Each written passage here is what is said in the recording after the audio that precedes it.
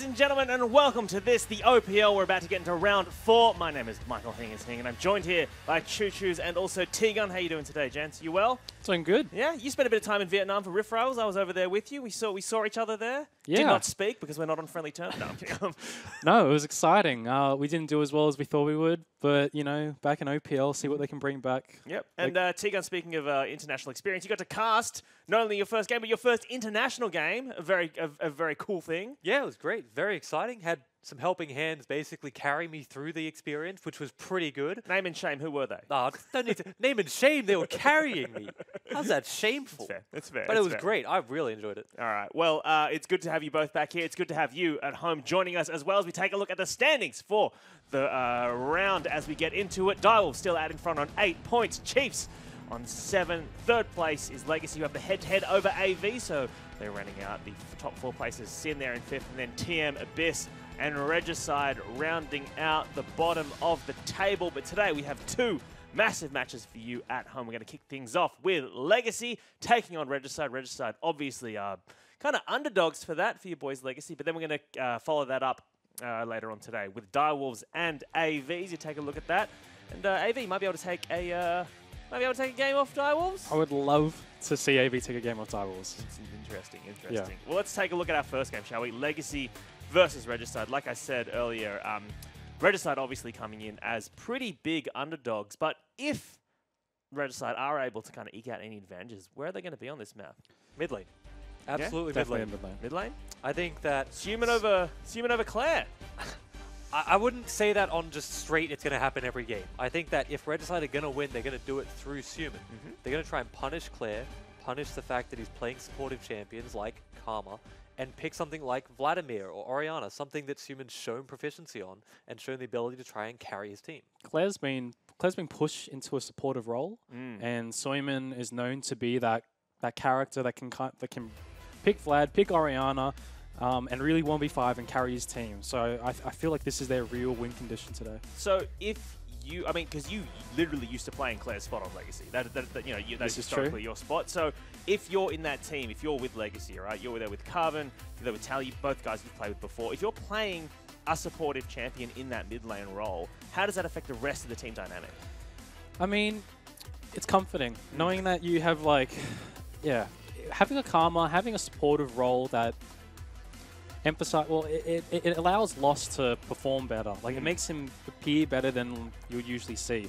So it's nice to have that come from Claire, but then again, it's also a weakness. It's something that allows the opposing mid laner to free farm, and if he does if Soyman's given too much room, he may be a threat. He may be that win condition that they need. It's nice when you're able to say that you have probably one of the best ADCs in the OPL and Lost, and you say it's able to make him play better. Where is his ceiling then at this point? You're just sacking supports. You got it in the mid, you got it in the jungle, you got an actual support as well. Eventually Tally's going to play something supportive as well, going straight back to protect the ADC at this point. Well, speaking of Tally, I want to take a look at him. He's going to be going up against ZZZ in the top lane today. Now, Tally has been known to be playing some carries and also some tanks. He can play a lot of different things, play the role that Soul Strikes envisions for him. But as you look how he plays into ZZZ, who's playing kind of exclusively carries, I mean, how is this matchup in your mind, Choo Choos? Well, just from looking at the recent picks here, you can see Tally plays pretty much every kind of role you would want from a top laner. He plays Lucian, which is probably the most bizarre one. Everyone on Legacy has to play Lucian. Everyone on Legacy, that's a prerequisite. But he does play the Jarvan. He plays good bruisers, and then plays Gragas, who is a strong tank. So he offers a lot to his team. I think, while I said that Suman was where they're going to get their advantage, there is a chance if Tally picks up something like Lucian, as you mentioned, and ZZZ goes back to something, maybe Riven, maybe Jarvan, and build full bruiser, there's a chance for Regicide there as well, because while Tally's a very good player, and he's very versatile as we've seen, if you're going to punish someone, it's going to be on the weird off-meta flimsy picks like Lucian, which have the ability to be sort of shut down.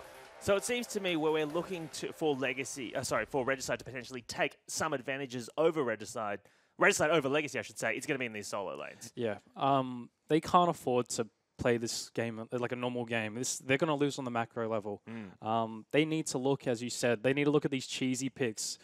ZZZ was previously a very good Riven player. He hasn't played it much this split, but I feel like he needs to go back to these cheesy kind of damage picks. We've seen a bit of Riven internationally. We have. Was it mid though? No, it was top. It was It was top. But I think that he really needs to like look back into his carry champions and see how we can pull this together for his team. Well, let's take a look at Legacy now. Getting ready in the OPL studios and their lineup. We just spoke about Tally. He is their top laner.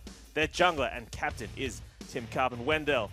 Their mid laner is Claire, we just mentioned before, and their bot lane is made up of their AD carry Lost, maybe one of the best ADCs, potentially the best ADC in the region, and Cupcake, their support player, potentially Raise on the Chiefs would have something to say about that, but anyway, you can see Soulstrike's previously in the background there, their coach, and I guess, I mean, Soulstrike's, he's known as Big Brain Lucio, but how do you feel like he's been drafting recently? Because I feel like in Rift Rivals, and I would like to get your opinion on this. I mean, what do you think of his drafts over in Vietnam, Choo-Choos?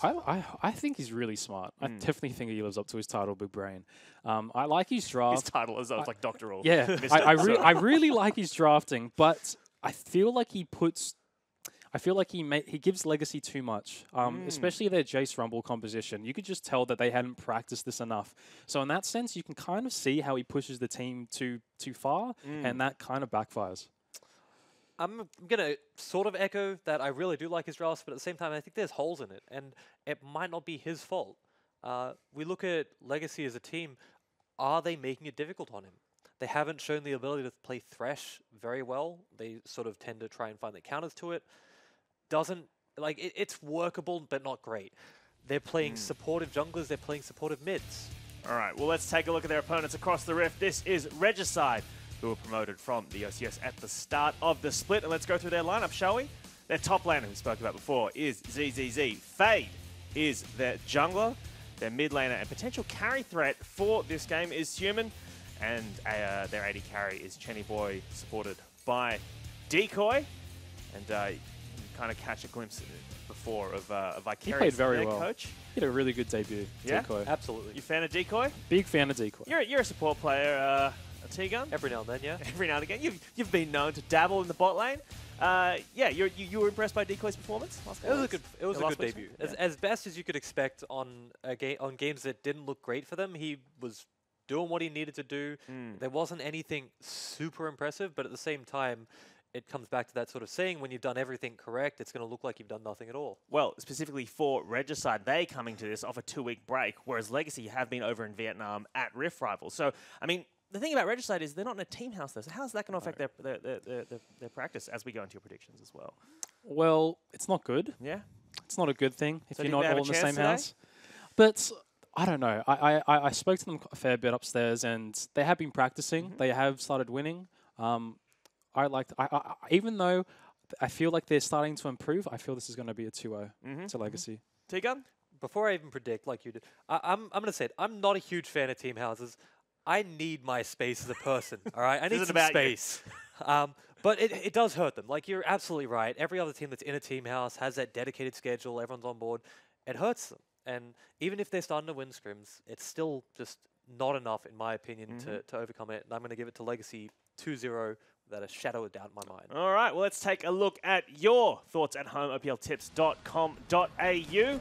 And, Legacy, heavy favourites over Team Regicide. And almost 3/4 of the people think it's going to be a 2-0 to Regicide, so you have good company in terms of the picks that people at home think. And as I look at this, I realise I forgot to put in my tips for the first time since the start of the year. I messed up. Poor effort. Not going to get those Uber Eats vouchers come the end of the split. They even sent out an email reminder. Yeah, I know. I messed up. You guys. I messed up. All right. Well, tweet at us if you've got any questions. #IamOPL. We'll give them to your analyst desk to answer through towards the end, at the end of the game. But for now, it is time for us to get into game 1 of this Legacy versus Regicide. So let's pass it off to your casters. It is Spawn, Fish, and Coach Jish.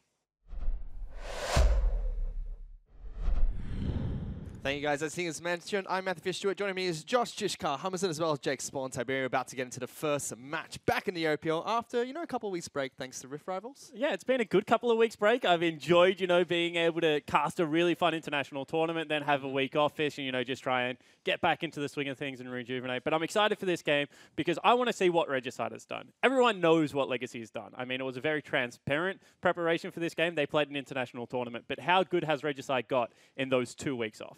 Yeah. it's going to be really curious to see how they do. And they're going up against a big opponent of Legacy. I mean, Jish, how do you think Regicide are going to do coming into this game? Oh, I feel like Regicide aren't experiencing too much pressure. You know, they know that they're the underdogs. Legacy have a huge advantage over them, you know, without that experience internationally as well. So that's probably going to give them, I guess, a little bit of confidence that there shouldn't be too much expectation on them to perform. And I want to touch on what they were saying about Soul Strikes, because I respect Soul Strikes a lot. I think he's a smart guy. I, on the other hand, think his drafts are weird, wacky, and actually detrimental towards his team. I thought the pick comp they ran, you know, going into the game versus the Gigabyte Marines was legitimately too far down the path of cheese that it didn't have those win conditions to get you to the position of the game you needed to be able to make picks around objectives. If you lose lanes, you can't make picks because you just don't have vision control. And I think that sometimes his drafts miss key components towards a winning strategy. Yeah, I think he far too often tunnels on some very, very specific strategy that you hope they've practiced a lot, but he doesn't necessarily give his players a lot of flexibility should something go awry, should, you know, be an early game mishap or anything. But we are seeing something new out of Legacy, which is exciting. They've previously, as Tiga mentioned on the desk, shied away from the Thresh. Yep, and that's going to be the first pick for them here today. They also spend a lot of target bans towards ZZZ with Jackson Fiora taken off the table. Zac is their third and final ban, with Galio, Caitlyn, and Elise taken away by Regicide, with Braum and Callista locked in as their bottom lane. And this is so exciting because I'm a huge fan of Braum. I think that he wins a lot of lanes at the moment, but one of his weaknesses is being able to get into a fight. He's great going backwards, but sometimes, just like Gimli, he can't jump that gap. And, you know, being able to have the Callista, to play the Aragorn, to toss him into the fights fish, it's only going to mean good things. And I think that this is one of those lanes that synergizes very well together. Ooh. Also something, you know, the Callista and the Braum actually did pretty good into Thresh. Obviously, they can escape a lot of ganks, especially post-6. So generally a pretty safe lane, but we see Legacy take the response pick Tristana, getting a little bit more, I guess, showing around the world. Yeah, obviously benefits from that crit item build and takes turrets incredibly fast, which, you know, has historically been something Callista really struggles at with that 0.9 AD ratio. We saw Tristana played once during Rift Rivals by Gigabyte Marines in a really crazy lane swap, but we probably won't see that out of Legacy here today as they've locked in Gragas as well. But aside of Regicide though, Fade is going to be picking up Nidalee heading into the jungle. I do just want to remind everyone that Gragas was the jungler of choice when they went into the lane swap, so we'll see whether that is something. I mean, I don't think it's going to happen, but every now and again when a team comes back from International, they bring some weird and wonderful things with them. Fade on Nidalee is going to be interesting because we know he's a mechanical player. He was previously their mid laner, known as Johnson, and I think that Nidalee is one of those champions that if you are proficient on Nidalee, it's always kind of relevant. She farms incredibly quickly, has very good spikes throughout the game. And, you know, their bot lane's already bringing a lot of utility, so in the draft you can maybe afford to be a little bit more aggressive in that jungle role. But interestingly, I think, you know, Legacy have showed that they aren't afraid of putting Tallywacker on the Gragas. So, you know, already banning out the Nunu in case they suspect that they will be putting Carbon onto a different jungler. And especially if you're just not scared of Claire. I mean, this is where you get the luxury. If Seaman's just like, I can take Claire no matter what the pick, you can give him, you can give me the counter pick regardless. Take away what ZZZ is worried about pressuring him on the top side of the map. Or the really bold call here, which I think they're going to go towards, is now you just blind pick, you know, a Talia or a Syndra for Seaman and see how he goes in that blind pick matchup. And Legacy decided to ban out Seaman's two most favorite champions, which would be Ahri as well as Vladimir. So curious to see if he does blind pick something here, and he does. Corki locked in to go up against Claire. Oh, and he's got the exhaust. Exhaust static shift Corki. Best champion in League of Legends at the moment, Jish. Get on board. Definitely matchup dependent. We'll see what Claire takes for mid lane, but definitely still a few options that Claire can play around. The Kassadin, a very prominent one. Oof. Locks it in before I get to say it. Damn, Claire, you could have given me the credit for that one. But no, I think, yeah, Kassadin, definitely a good lane into the Corki. Generally gets to scale towards that level 6 mark and start being more impactful around the map later in the game. And another lock in for Tally as well. So he'll play that in the top lane with Gragas in the jungle for Carbon. Na's been seeing a lot of popularity internationally. We talk about the Riven a lot because that is what he plays primarily. Historically, in solo queue, has also been a big fan of the Yasuo top lane. Yasuo absolutely destroys Na in the 1v1.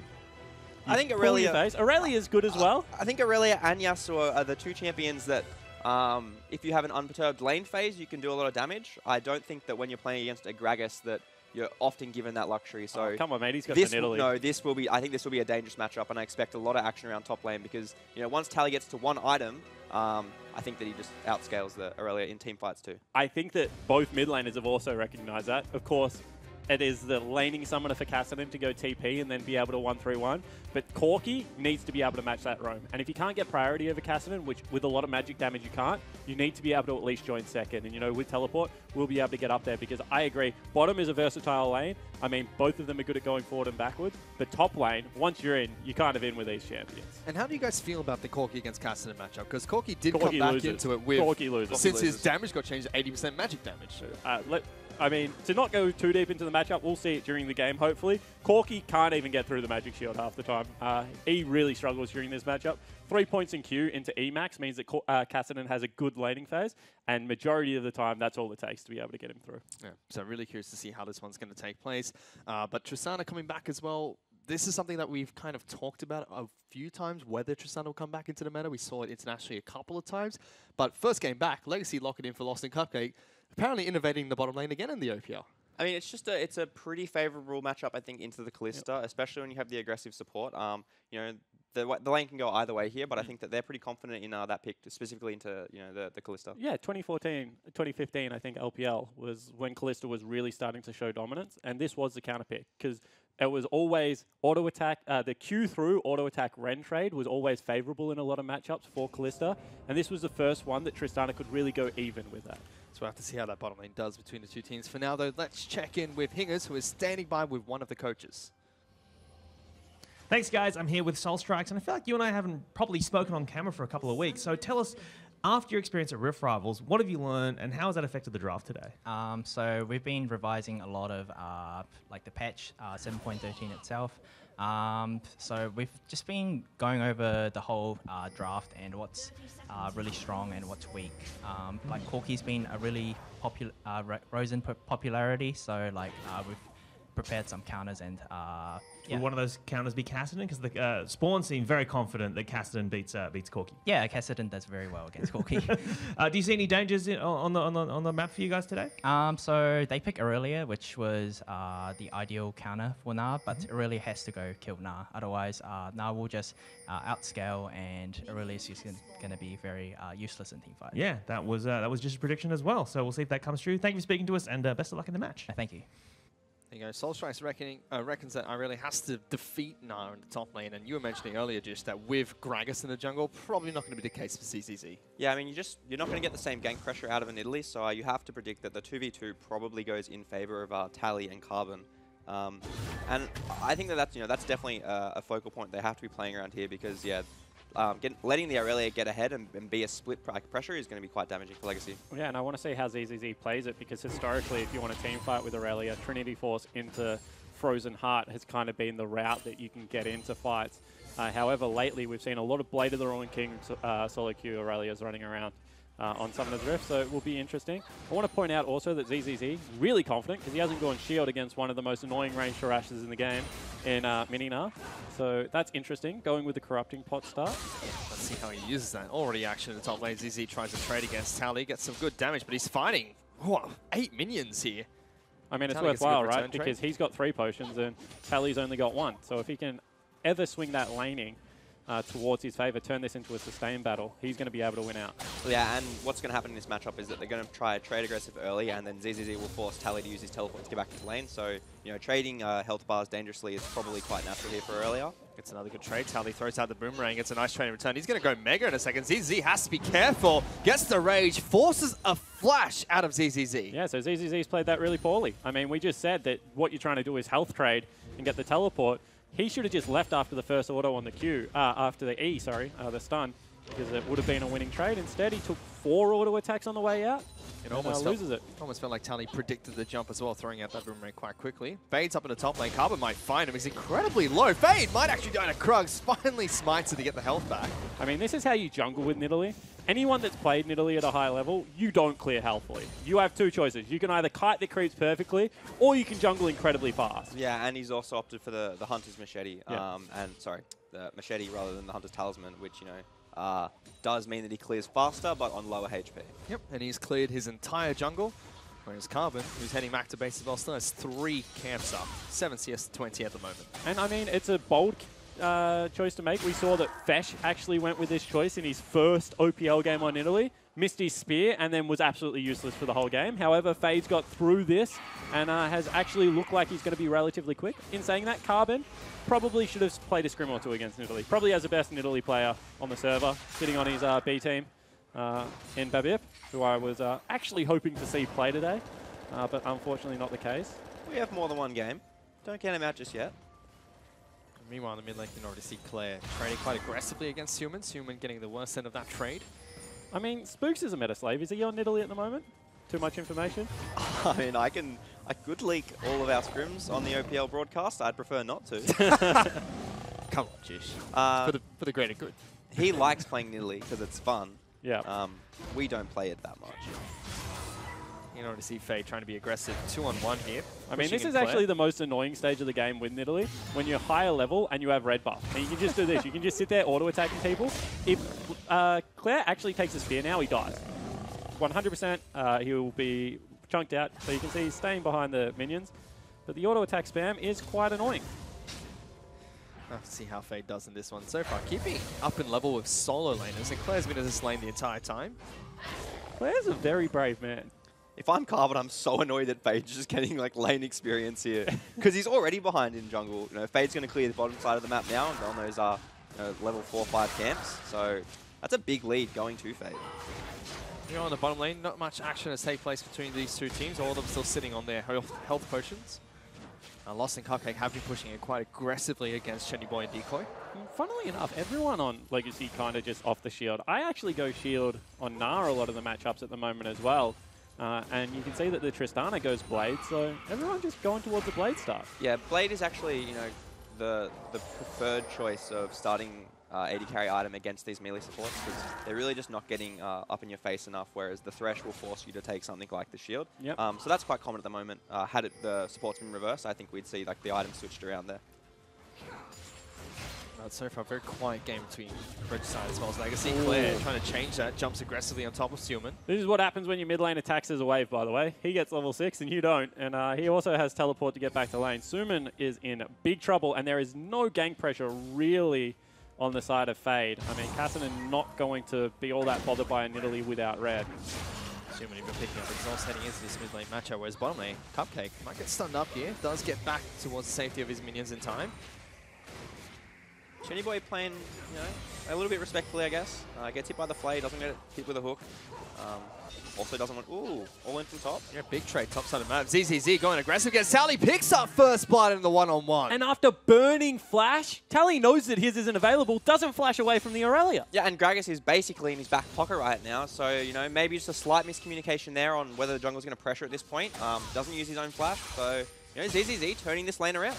And that's exactly what Soulstrike is talking about. This can't happen in lane, and then Tally can outscale. But now ZZ has the momentum. And you just have to question the respect coming out of Tally, because I think the most standard first item in this matchup should be the Ninja Tabak.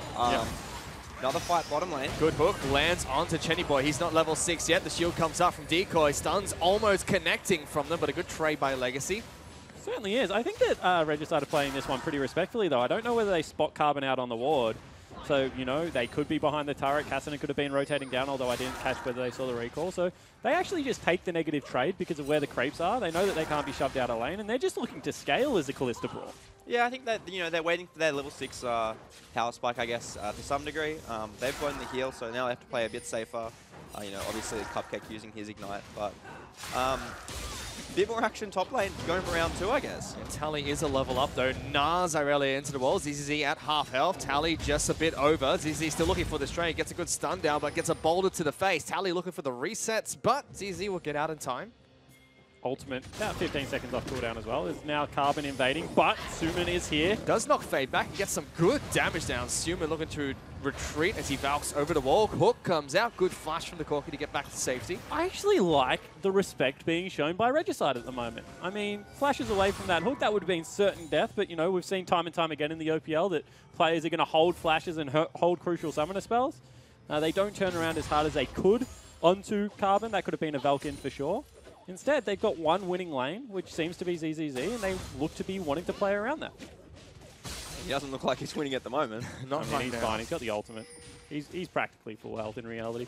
He's also he's sat on his TP, so he doesn't have to going for the trade though. Tally's about to go mega. ZZ has to kill him beforehand. Claire's up here and ZZZ gets the kill before falling down. Oh, Fade picking a bad fight though. Claire able to turn this around. Now sitting underneath the turret. Good spear. Going for the all-in. Wants to jump in. Execute damage. Doesn't come out just yet. Claire trying to turn it around. Spear from max range. Fade goes in. Still dies though, Claire. What a big trade. Yeah, it certainly is. And all of a sudden, Decoy wants it as well. Yeah, Box gets put down by Cupcake. Decoy standing in it. Spout comes in from Stillman. Throws down the package. Lost gets the first kill. Wants the reset. Chenny Boy is going to be able to get back to safety. Your Legacy good to get a good trade in the bottom lane.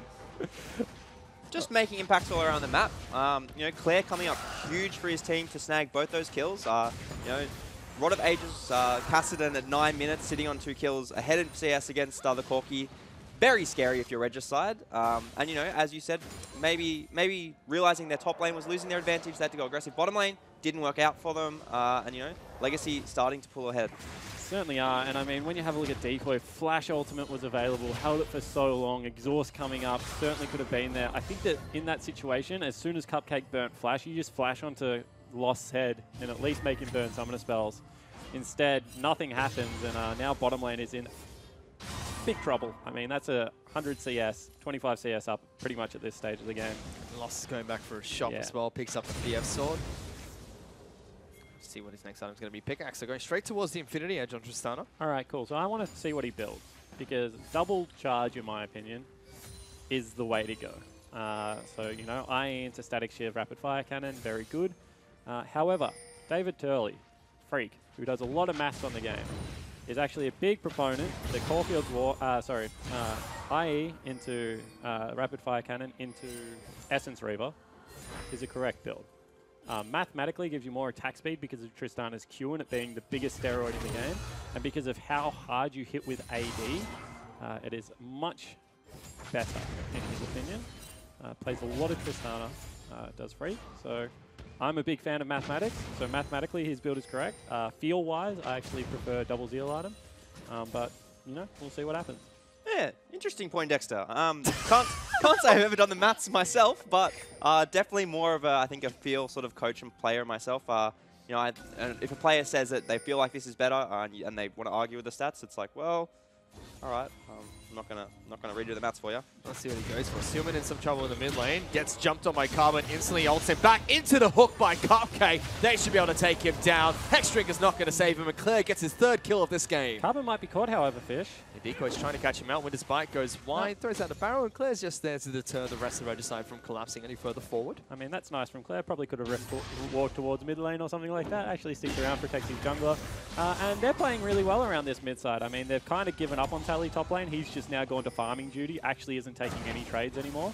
And bottom side of the map, they're just winning. And big double flay, throws down the box. Cupcake looking for a good trade. Decoy as well as Chenny Boy back out. Chenny is sitting on the components of his Blade of the Ruined King. Fire Drake for the Cassidy as well.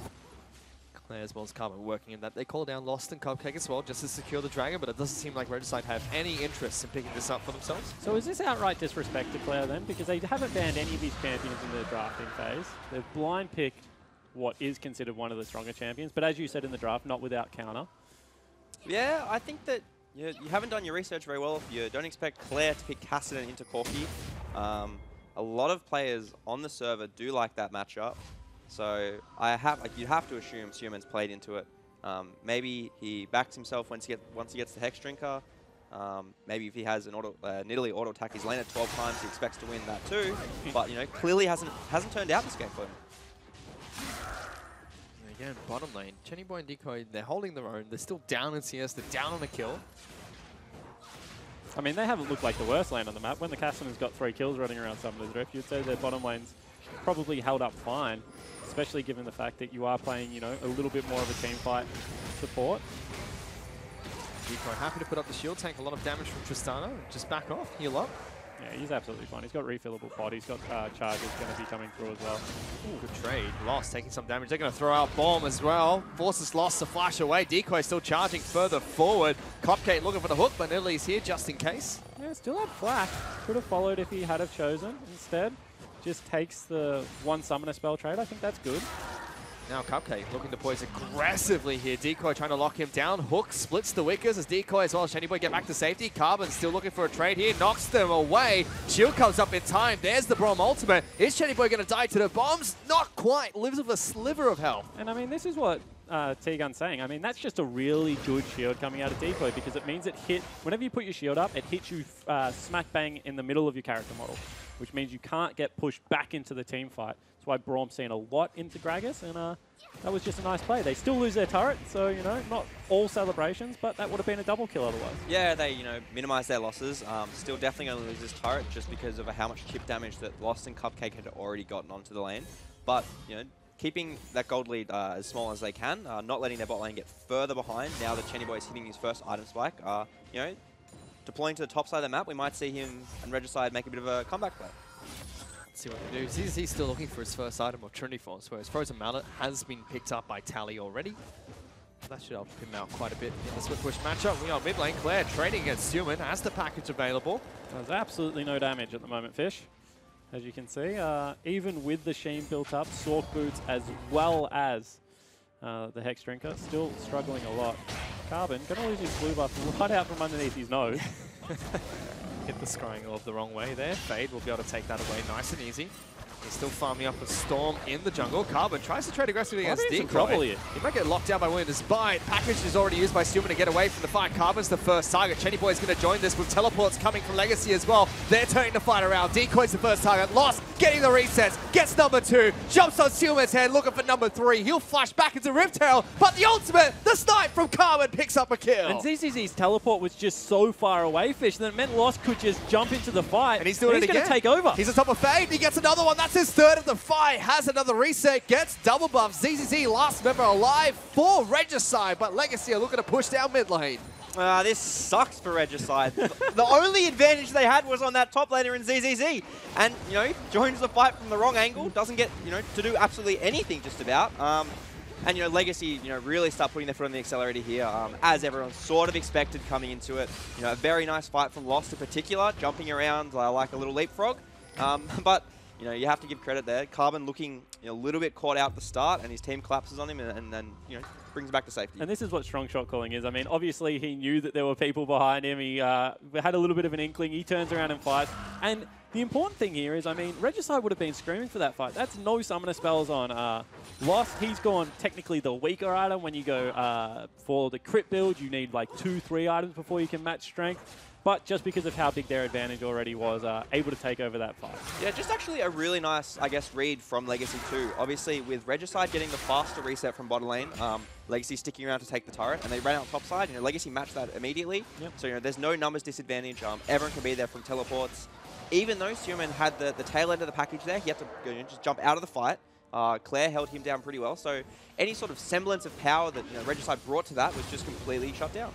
And off the back of that fight, Legacy picked up a 4,500 gold lead over Regicide. Only one outer turret is left for Legacy to take down, which is top lane. Yeah, and unfortunately now the threats just become too much. You can see they can't even approach turrets anymore. And that's with only 3 members on the top side of the map, Fish. So really, Regicide back against the wall. They're going to fall down another turret. That's a 5,000 gold lead at only 17 minutes into this game. And when you have a look at CS scores and things like that, it doesn't look all that bad. It's just the fact that every time Legacy take any kills, they're transitioning it into objectives. And maybe something that we've criticized in the past, 8 kills for 3 turrets and a Fire Drake, that's pretty efficient League of Legends play. Yeah, no, definitely not bad. They should be... They just face check, so Lost as well as Carbon help take down the enemy jungler. Regicide just caught wandering inside their own jungle. Bye-bye. Big fan of the Bryce Agent Paul head ramming school there, Fade. Just face checks the brush. Definitely shouldn't have been on topside jungle, just because of the fact that that turret had already just fallen down and the transition to mid was on the cards. Now they're going to lose even more. Turret will fall again in the mid lane. And, you know, that is just so free for them. Yeah, there's going to be another kill here, maybe. Shenny Boy forced to use his ultimate to pull Decoy back. ZZZ looking for a flank in the back line. Ultimate from Carbon knocks him into a wall. He decides not to chase any further forward. And that's about the extent of Aurelia's team fight presence at this stage of the game. Runs in, throws a couple of daggers at people. Yep. Exits, stage right. Yeah, and at this point, he's probably going to be losing in the side lane now that Tally's picked up that Frozen Mallet. So, you know, not a lot of options here for ZZZ and the rest of Regicide. Suman still struggling as well. Yet to pick up his Trinity Force. Yes, he was delayed by the pickup of the Hex Drinker, but he definitely needs that against a 303 Cassidy. Yeah, and if the lane's going well 18 minutes in, you've still got your Trinity Force, even if you go Hex Drinker. He also picked up Boots too as a rush, and there was lots of things that, I mean, long story short, Fish, it's not a good matchup.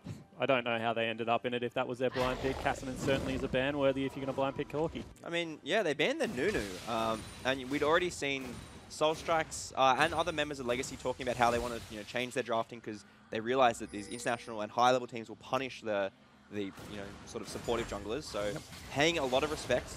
But yeah, I guess maybe just an oversight in draft. They can write that one off and probably take it for game 2. If they want to play Corki, they're probably not going to see a Cassidy on the other team. Yeah, speaking of Cassidy, he's picked up his Lich Bane while the rest of Legacy work to take down Rift Herald. So Legacy have a 6,000 gold lead with Rift Herald in the back pocket. Inner turrets that are still standing are top lane and bottom lane. Lost jumping over aggressively for a fight. ZZ will jump straight on top of him. Lost almost falls, still alive somehow. Will get out of there. Zuma delivers a package straight on top of Claire. Splitting the team will come out from Carbon as Claire going to get taken down here, I believe. Has to Rift walk away, but Lost is already dead. Regicide trying to pick up this fight. Yeah, they go 2 for nothing, and all of a sudden, I mean, they're going to be able to shove down mid lane. That should be a turret. And that's just a heads-up play. They know that they have more members there, and Legacy over-aggressively invade. Do they try to force Baron here? Because that's up in 5 seconds. I mean, potentially, there's still... Nah, I think... Easy way to lose the game. Yeah. Very easy way to lose the game. 2 TPs up now. Tally's coming up in like a second and a half, so he couldn't make that fight previously. And maybe just a little bit overzealous. Legacy not showing enough respect with Lost jumping face first into the entire enemy team. Yeah. But that goal lead has shrunk them now from what was 6,000. It's about 5,000. Certainly is. I mean, big shutdown as we take another look at it. They go aggressive here. It's a big invade. Jumps over the wall as soon as they know that that's happened. I mean, that's a great knock-up. Probably lucky to not die there. Decoy goes over the wall. That's heads-up play out of Decoy. I mean, normally as a support, you're very concerned in peeling, but that's a big shutdown that goes across multiple members. That's potentially like a game-swinging play. Yeah, and that's why we see the gold shift so dramatically, because they get those shutdown kills. Really important to pick up that money there. Claire going on Suman in top lane. Trying to Valk away, but the Valk range is just so small. Already at half health from one spell rotation coming out of Cassidy. He does so much damage. And it gets worse. I mean, he's not level 16, and he hasn't got his 3rd item where we say Cassidy really comes online.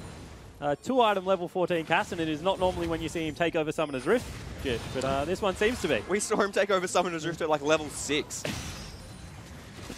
Are we going to see anything out of this? Nope, just hooks onto Braum. Braum does not care. Yeah, that sounds like Braum. Ooh, Steric's 2nd item. Interesting. So is a little bit more aware of the fact that he needs to team fight here. I mean, he's not winning the split, is he? Yeah, you're exactly right, not winning the split, so willing to change up the build.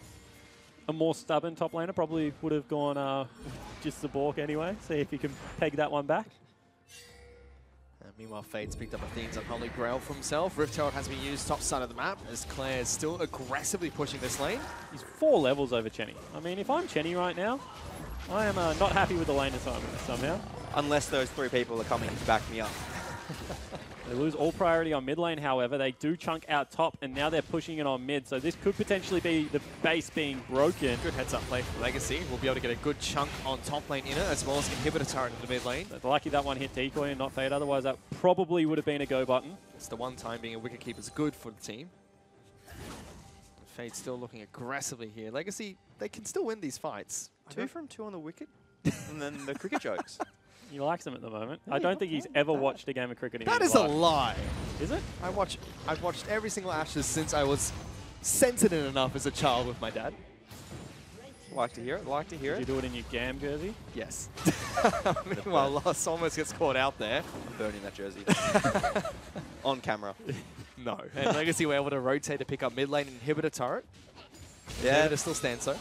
Just playing the map much better than Regicide. The desk said that this would be the case. The macro of Regicide, the newly promoted team, is just nothing for the pillar of Oceanic Esports that is Legacy. Regicide looking for a fight. Getting Boys excited pop his here. ultimate. They throw Decoy out. Carbon gets snagged by Winter's Spine. It says ZZ gets jumped on, but they delete Tally to kick things off. Fade's going over the wall as well, and Chenny Boy is charging through the front lines. Cassidy will rift walk back, and Regicide settle to pick up a dragon for themselves. Claire is still in this pit. Doing some good damage to Fade. Will finally back out. Carbon really wants to steal. Probably not going to get it, and Regicide will be able to pick up a dragon for themselves. Yeah, the Constellation Ocean, not as lucky as maybe the Infernal, but definitely, you know, they have to start making comeback, you know, a comeback play somehow. And if it comes off a nice pick just before Tally can get to Mega Gnar, you know, they'll take what they can get. And I mean, not a pretty scoreline, obviously, but I think that right now, Fade's Nidalee's been quite good this game. I mean, he's been ahead in experience for the entire game. Right now, I'd still say he's probably at least half a level or something like that up. But, you know, he's really not taking control of the game like you should be if you're jungling and getting like this outpacing, you know, this free experience lead and controlling, you know, the enemy jungle in any sense of it. So to be fair, he went topside and then his duo lane died in a 2v3 with a mid laner. So I don't know if you can control the complete pace of the game when your bottom lanes just unfortunately let Tristana get absolutely massive. But I do take the point. Carbon's gone for the Schoenfire special of Knight's Vow's second item on his Gragas pick. yeah, the junglers in Vietnam obviously all having a bit of a conversation about that item. Has carried over into Korea, however, so they might be onto something. Yeah, definitely. I think it has its merits. Obviously, when you're playing with champions like Kassadin, who he should, you know, you would assume he's diving into that back line and staying on top of him. Definitely a worthwhile passive to be putting on your carry. Is that a Righteous Glory being picked up by Cupcake as well? Ooh, could be. It looks like a Righteous Glory. Let's see what he decides to pick up. Of course, now gives armor and 10% cooldown reduction, so a much better item than previously thought. Aurelia trying to collapse onto Gnar right now, but Carbon doing the right thing is shadowing Tally. We also have 3 items picked up by Lost. It's going to be the double Static Shiv item into with Infinity Edge. Sorry, Freak. I mean, it also gives you a bit of extra range, which is always nice to have as a long-range champion like Tristana. I mean, I think that if you were going to get rid of one, you would get rid of the Static Shiv. I don't think you would ever get rid of Rapid Fire Cannon in this build. It's just way too important for that first auto attack. Oh, good stun. They're going to be able to knock ZZZ back into a wall, back into the team. He's trying to fight this one out. Might actually live, but the second stun comes through. Steris Gage gets popped. He's trying to turn it around. Will flash away. Carbon chasing for it. Body bop into Flash. Will pick up the kill. Yeah, but all of a sudden the Corki's flown in. Does have Flash burnt, so we'll see whether he can catch him here. Tally Incredibly incredibly low. belt? 5 seconds. Boomerang Blade does get thrown out, slows him down quite a bit. Tally looking for the second, gets him again. Stillman trying to get the big ones, misses the first. Yeah, second one doesn't hit either. Tally will bounce away. I mean, just the juke shoes. All of a sudden, another team fight. Carbon's going to get shut down by Fade. The rest of Legacy pile on in. Decoys the first target. Lost jumps into the backlines, gets one. Chetty Boys the second and the third. Legacy ripped through the rest of Regicide. Fancy bloody footwork from Tally to waste so much time on the side of Regicide that, you know, his team walks topside, clean up a fight very easily and just snag themselves an inhibitor. He's Tally's also teleported on his head. Now he wants to kill Stillman. He wants revenge. But he's not going to be able to hop over that wall. Valk saves him. Potentially could have won the game there, the rest of the team. I mean, no one was alive, so instead they just swing topside. They're going to probably set up Baron now. Yep, very clinical play from Legacy. You know, they already maybe threw such a generous term. They gave up 1 kill before in like an engage and a small double kill topside. So, you know, showing that Regicide aren't completely out of it yet. They're playing very respectfully. Take the inhibitor, take the top, and, you know, they're going to look to set up Baron here and probably just close it out. And they've looked good. I mean, it was a back and forth early game. ZZZ looks like he was getting ahead. Fade looked like he had an experience lead, but they just stick to their guns. They go into team fights. They know that they can beat them around the map in certain areas, and they've played this game pretty well. Yep, and, you know, hats off to Tally. You know, obviously ZZZ getting that 5th pick and, you know, put into quite a bad matchup in the lane. You know, he held the deficit quite small and he scaled into the game. Was there when his team needed him, and, you know, now he's sitting pretty pretty. Yeah, pretty pretty. I like it. Legacy still holding 8,000 gold lead for themselves. Difficult for Regicide to fight back against as well, but they've held on to the game. It's still 27 minutes in. This is normally where teams this far ahead start to put in the final nails in the coffin. I mean, it should be 28 minutes into the game to have a lead this big, unless you give away a Baron and, you know, maybe 2 or 3 members, then get picked again so you can't push into the base. This game becomes very hard to win. We did see over Rift Rivals Legacy were able to clean up their Baron play slightly, which was one of their weaker points in the first 3 weeks of the OPL. And they're just hesitant, and in Rift Rivals they didn't hesitate at all. It looks like they're baiting right now. I mean, I think that when you have a Gragas jungle that is just pure tank, you can afford to start this up. That speed didn't connect, coming out from Fade, and suddenly he gets deleted by Claire as well as Carbon. That's 1 kill picked up. They'll try to throw Decoy out of this one, but Chenny just gets jumped on. Flash hook doesn't connect, but it's a double kill for the Kassadin. Picks up the triple. He wants more. He's actually going back to base. He wants to teleport into this fight. Yeah, it certainly does. Obviously has a little bit of an item or something like that. Instead, they're going to go back towards the Baron fish. And this is just becoming, I mean, I mean, this is safe play. At the end of the day, they probably could have pushed up a creep wave, maybe gone for it, would have been a race. Instead, now that the jungle is dead, they're just going to go towards Baron, pick that one up, then they'll march it into another lane. Yeah, very one-sided affair here. ZZZ does grab, 1.5 turrets maybe. Maybe will he pick this one up? Probably not. The enhanced recall's coming out. Just no one showing in that bot lane, and ZZZ is getting free pressure. You have to think Regicide just don't need to check that so aggressively. Use your blue trinkets. Try bait it out a little bit more. Don't walk headfirst into a Gragas and Kassadin, please. Yep. Send the guy with the big shield in first, maybe, if you are going to do it. But instead, now it's close to a 10,000 gold lead for Legacy with Baron buff. Oh, they've actually caught out ZZZ as well. Recall. Oh! Almost. Actually just basing on the ward. So, very, very dangerous from ZZZ, but makes it out alive. Probably saved his life, that lack of hesitation. Claire's 7-0-5 on Kassadin. He's got 3 items picked up. He's massive. And I like how the desk did point out that Claire has been, quite the supportive mid laner, but, he's shown up that he'll play a variety of styles and he can pivot to what his team needs. And, and that's something that in the OPL we do have a host of strong mid lane talent, and it's important he can show that, he's not just a one-trick pony on his Karma support or something. He can play exactly what his team needs. I mean, Choo was saying it's almost a weakness.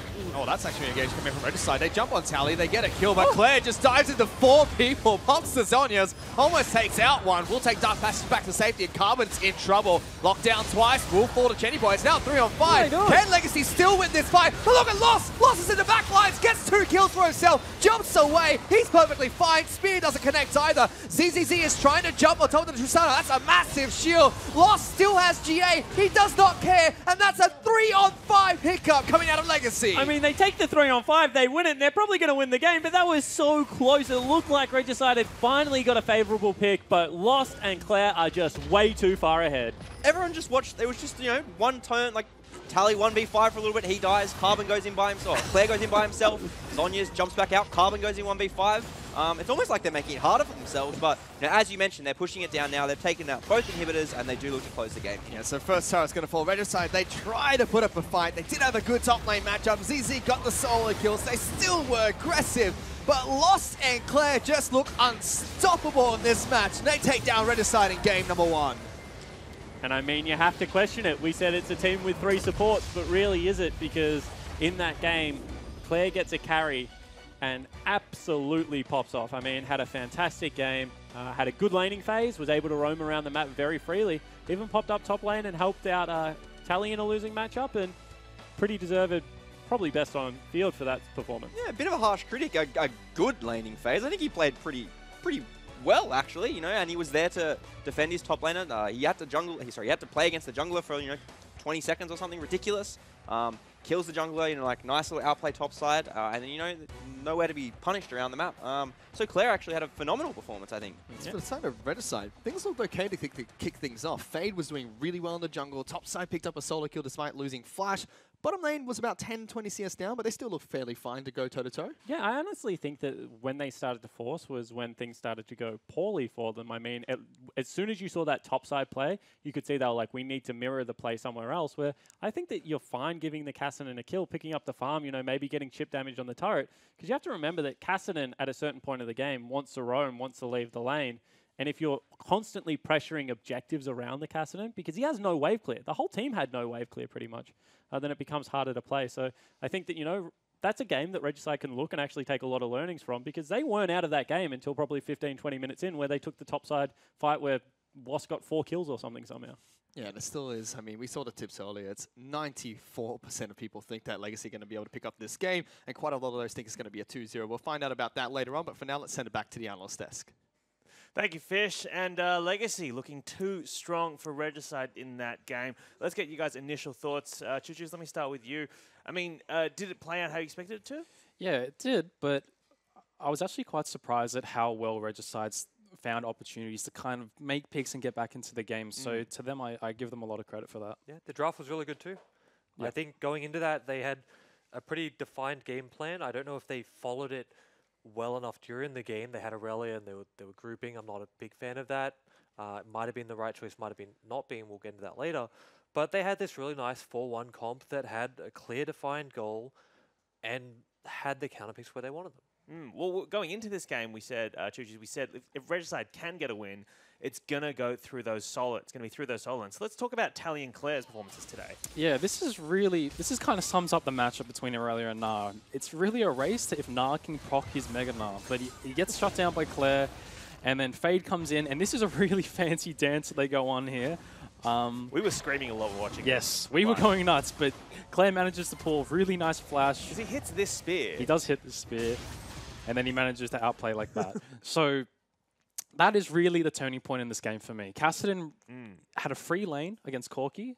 That's generally a good matchup, but having those 2 kills and outplaying like that really gets the Kassadin going. That sucks for the Nidalee. He hit everything. He hit every spear, and he still died. What else do you want? I feel bad, but I mean, to Claire's credit, aside from not dodging anything, he hit all the skills in the right, and he baited perfectly.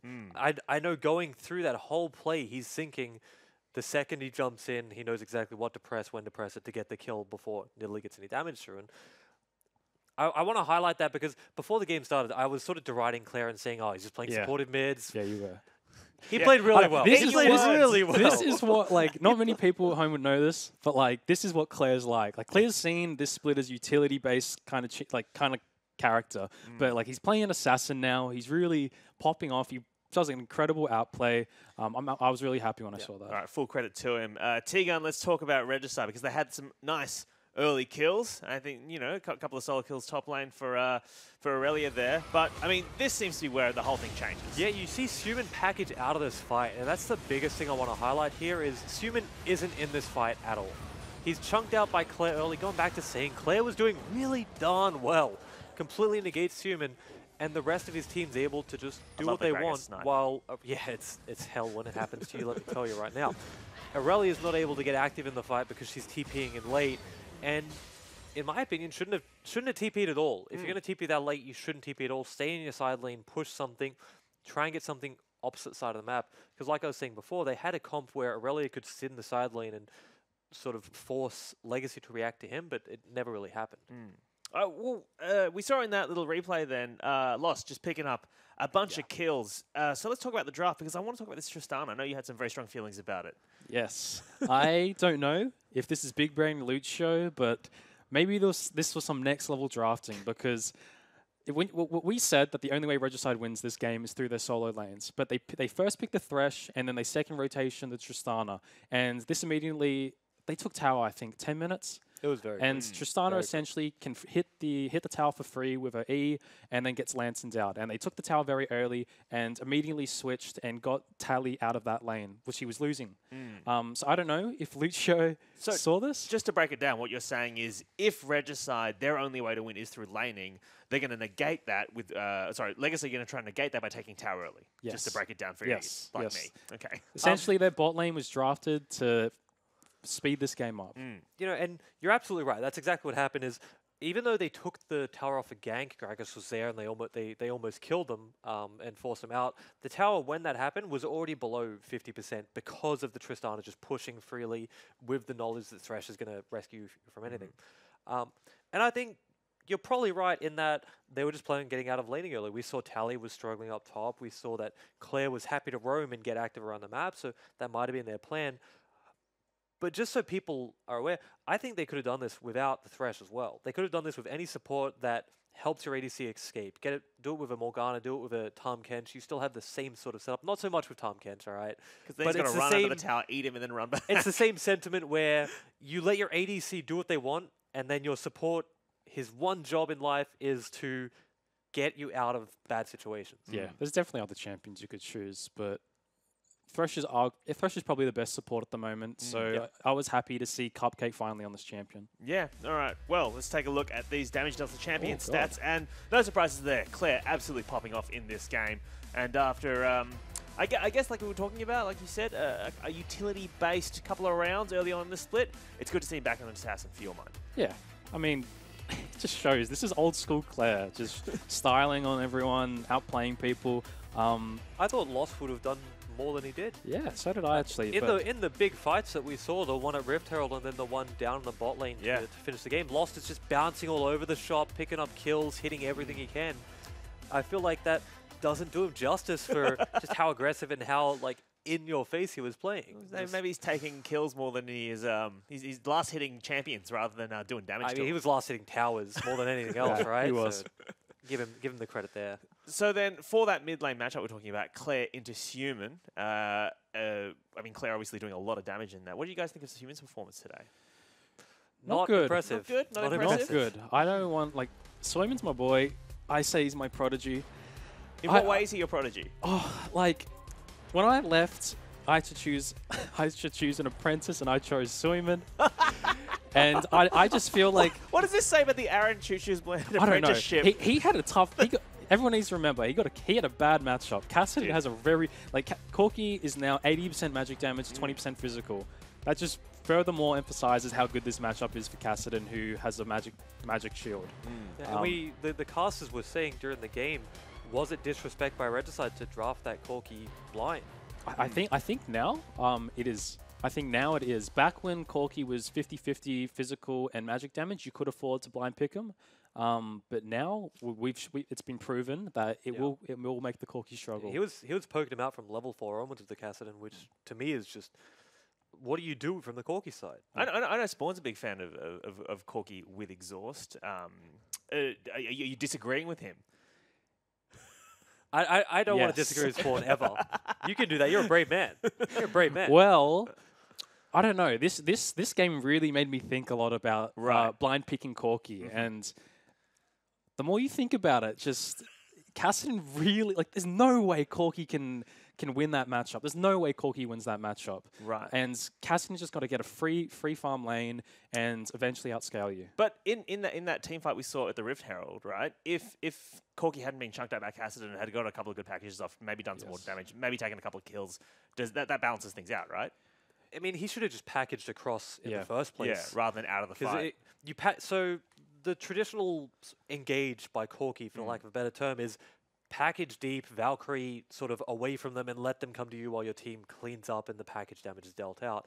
And when you sort of jump out the way he did, like I said during the replay, he was invisible. He did pretty much nothing. I know if we had the cool little damage charts that pop up down the bottom, there would have been a nice little 0 next to his damage chart, because that's how effective he was in that fight. Right. Because you have to be a little insane to play Corki. Right? You have to be willing to just go right into their back line and hope for the best. You got to be a fearless Corki. You got to play fearlessly. Is what you're saying. Absolutely. Let's rotate a bit now and talk about top lane. Obviously, the Na Aurelia matchup is difficult, and I mean, Tally having a bit of a rough play that game. Yeah, I mean, he blind picked the Na. He knew that Aurelia was up, so I would like to think they knew that this lane was coming. But it really just shows how this ZZZ is a threat, and they need to show a bit more respect to this, because he was really their one shining light this game. Yeah, absolutely. And there was the potential for him to put the team on his back if they were able to stall out opposite where he was playing and sort of place the spotlight on Aurelia, as opposed to trying to play a macro game where you're rotating into team fighting against Legacy. Then there would have been potential for them to sort of slowly take the game apart in ways that Legacy couldn't defend. Saying that is a little disingenuous to Legacy's comp, because they do have 2 splitters in Na and Cassidon that can deal with Aurelia. But They can't deal with Aurelia. you can never really deal with her, especially once she starts getting 3-4 items. But it never got to that point. It was just team fighting, and Legacy won. 907 Cassidon right there. What about we saw earlier this week a Yasuo pick in top lane in LCK as a counter to Na. The casters talked about it as well during the draft. I mean, was that an option, do you think, today? I don't know if ZZZ plays it. I'm going to assume he counter. plays it purely because he plays all that wacky stuff. He That is plays true. Riven. That is true. Surely he does it, right? I definitely think it was going on in their comms when they were in pick ban. Aurelia, He chose to go Aurelia. He showed that Aurelia was he showed that he could do very well. He first blooded him with no flash. Yeah. So I mean, the Yasuo probably came up, but then again, he performs very well on the Aurelia, so why not? Why change? Maybe it's because they practice the Aurelia more in scrims. It's very few and far between where you get chances to play Yasuo top and your team is actually happy to do it. So maybe it comes down to what they had practiced and what they were comfortable with. And I think it's really hard to dig in on him and say maybe he would have won with the Yasuo. Oh, no, because I'm he did saying, really well. Yeah, you know? yeah, He all did- credit, full I credit wanna- to him. I do want to say that he did really well. He was, like you said before, the shining light in the darkness. It's just, I'm not sure if going Yasuo would have changed much in the game, Right. even as far as like how the team fights happen, Yeah. how Legacy approached it. Give Soyman a good matchup, and Yep. he will Yeah. do well. All right. No, you're just trying to prove this apprenticeship works. So He's good. No, he had a shoot. tough matchup. He's spot on. So He's- if yeah. you don't blind pick Corki, then maybe you leave the you leave Suman to be to counter pick potentially. They're towards the blue end. side now, Yeah. so they do have the option to counterpick.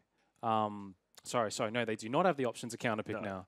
But But they can delay. there it is at a least. lot of blind pick champions that Soyman can pick, like Oriana, Victor, a lot of the more stable champions. Even the Vladimir. If you're Fantix will blind pick Vladimir any day. If you are going to take Corki, why did they not take it in the spot that they took Nidalee and then double ban counters? That's my question, because they took Corki in the second rotation, leaving it open to the counters. They obviously placed a high priority on getting Nidalee in their jungle. So maybe that's where Let me tell you that pivot. Nidalee hit a lot of spears. So He did well, but not a bad did do pick. well. but Alright. we're- you know, like we said, the Corki he was just given a losing hand and expected to do well, and there wasn't that much interaction in the mid lane. We'll see if things can be rectified for Regicide as we go into game 2. We're back with that game right after this break. Trade top side of the map. ZZZ going aggressive against Sally. Picks up first blood in the one-on-one. Going for the all-in. Wants to jump in. Execute damage. Doesn't come out just yet. Claire trying to turn it around. Spear from max range. Fade goes in. Still dies though Claire. Lost. Getting the resets. Gets number 2. Jumps on Sealman's head. Looking for number 3. He'll flash back into Rimtail. But the ultimate. The snipe from Carmen picks up a kill. ZZ will jump straight on top of him. Lost almost falls. Still alive somehow. Will get out of there. Sealman delivers a package straight on top of Claire. Splitting the team will come out from Carmen as Claire gonna get taken down here, I believe. Has to walk away, but Lost is already dead. They throw decoy out. Carmen gets snagged by Winter's Spine. Instead, ZZ gets jumped on, but need the lead tally to kick things off. Carmen's gonna get shut down by Fade. The rest of Legacy pile on in. Decoy's the first target. Lost jumps into the back lines, gets one. Chenny Boy's the second and the third. That's one kill picked up. They'll try to throw decoy out of this one, but Chenny just gets jumped on. Flash hook doesn't connect, but it's a double kill for the Cassidy. Picks up the triple. He wants more. He's actually going back to base. Carmen's in trouble. Locked down twice. Will fall to Chenny Boy. It's now 3 on 5. Can Legacy still win this fight? But look at Lost. Lost is in the back lines. Gets 2 kills for himself. Jumps away. He's perfectly fine. Spear doesn't connect either. ZZZ is trying to jump on top of the Trusano. That's a massive shield. Lost still has GA. He does not care. And that's a 3 on 5 pickup coming out of Legacy. But Lost and Claire just look unstoppable in this match. They take down Regicide in game number 1. Welcome back, ladies and gentlemen. We just witnessed Legacy pick up a win against Regicide in game number 1.